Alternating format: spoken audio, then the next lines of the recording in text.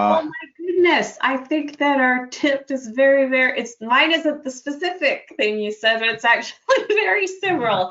And it's to leverage your contacts and your contacts' audiences, right?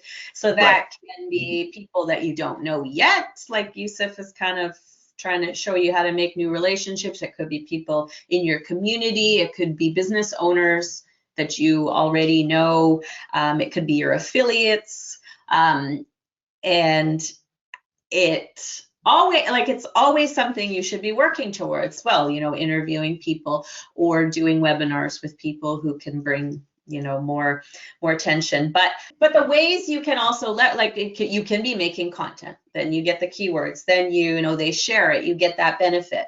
But also you can do projects together when you are constantly building your connections, and you tap into each other's audiences because you build maybe a product together, maybe you do a certain class together, something like that, and then you're both sharing it.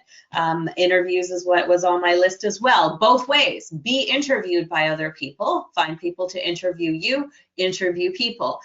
You can, each share the recordings with each other. So there's a lot of benefits. So I found that actually really useful when I would ask people if I could interview them, and maybe they weren't, sure if my was worth the time for them to interview, right? But I would say, I'll give you the recording, you can do whatever you want with it. So they actually have something that they can take, that's an asset for them. They can, use it for promotions, they can add it to products and stuff like that. So I've actually created something for them outside of just them talking to my audience. And yeah, that's a great way to involve your community. Even in that first tip that you gave, the clips and stuff, if you are building a community, which we always encourage you to, they're, showcasing and highlighting the accomplishments of the people in your community because they're using your products and they're learning stuff.